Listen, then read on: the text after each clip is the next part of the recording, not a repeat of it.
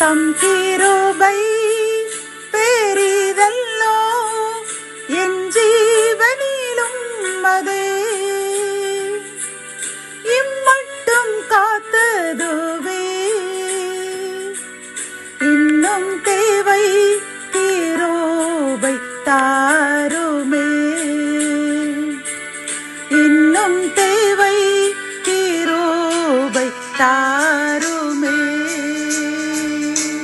ஆண்டவரும் அருமை இரட்சகருமாகிய இயேசு கிறிஸ்துவின் ஈடு இணையற்ற நாமத்தில் இந்த புதிய மாதத்தை காண செய்த எல்லாமல்ல இறைவனுக்கு முதலில் நாம் கோடி நன்றி கூறுவோம். பிரியமானவர்களே, கடந்த மாதங்களில் நாம் பட்ட கஷ்டங்கள், கவலைகள், கண்ணீர்கள் எல்லாவற்றிலிருந்தும் நம்மை பாதுகாத்து நம் ஜீவனை கூட்டி தந்து நம்மை ஆசீர்வதித்த தேவாதி தேவனுக்கு மனமார்ந்த நன்றியை தெரிவித்துக் கொண்டு இந்த புதிய மாதம் நமக்கும் நம் சந்ததிகளுக்கும் ஒரு ஆசீர்வாதத்தின் மாதமாக, ஒரு ஆசீர்வாதத்தை நாம் பெற்றுக்கொள்கின்ற மாதமாக, நாம் இன்னும் பரிசுத்தமாக்கப்பட்ட மாதமாக இந்த மாதத்தை நாம் அங்கீகரித்து கர்த்தருக்கு நன்றி கூறி அதன்படி வாழ்வோம்.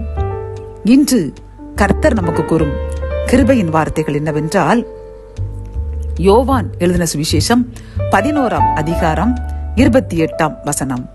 போதகர் வந்திருக்கிறார், உன்னை அழைக்கிறார்.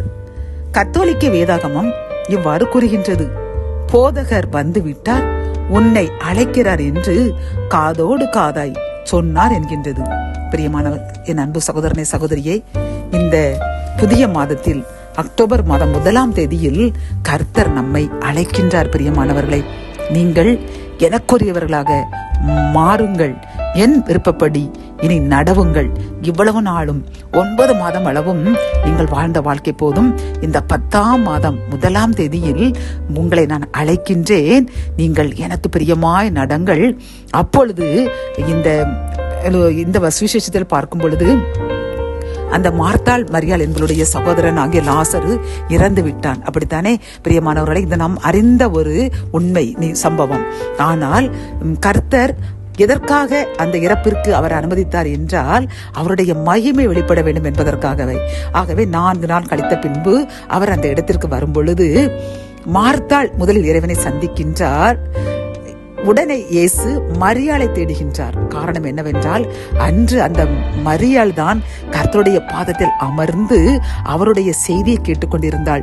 இருந்த மார்த்தாள் பல்வேறு வேலைகளை செய்துவிட்டு இயேசுவிடம் வந்து, போதகரே, இவள் எனக்கு உதவி செய்யாமல் உமது பாதத்தில் அமர்ந்திருக்கிறாளே என்று கேட்கும் பொழுது கர்த்தர் கூறினாள், இவள் தன்னை விட்டு எடுபடாத நல்ல பங்கை தெரிந்து கொண்டாள் என்று கூறினார். பிரியமானவர்களே, ஆகவேதான் அவருடைய பாதத்தில் அமர்ந்திருந்த அந்த மரியாளை அவர் அழைத்து அவளுக்காக அவளுடைய சகோதரனை உயிர் பெறச் செய்தார். பிரியமானவர்களே, ஆகவே நாமும் அவருக்கு பிரியமாய் மரியாளை போன்று அவருடைய வசனத்தை அறிவதில், அவரை தேடுவதில் நாம் அதிக அக்கறை கொண்டு அவரை அதிகமாக நேசிக்கும் பொழுது கர்த்தரும் இறங்கி வந்து நம்முடைய தேவைகளையும் நாம் எதற்கெல்லாம் எதிர்பார்த்து கொண்டிருக்கின்றோமோ அந்த காரியங்களையும் நமக்கு முற்றிலும் நிறைவேற்றி தந்து, சிங்கக்குட்டிகள் உணவின்றி பட்டினி இருக்க நேரிட்டாலும் கர்த்தரை தேடுகிறவர்களுக்கு ஒரு நன்மையும் குறைவுபடாது என்ற வாக்கின்படி ஒரு நன்மை கூட நமக்கும் நம் சந்ததிகளுக்கும் குறைவுபடாது அதிகமாக தந்து, இரட்டிப்பாக தந்து, 100 மடங்காக தந்து ஆசீர்வதிப்பார்.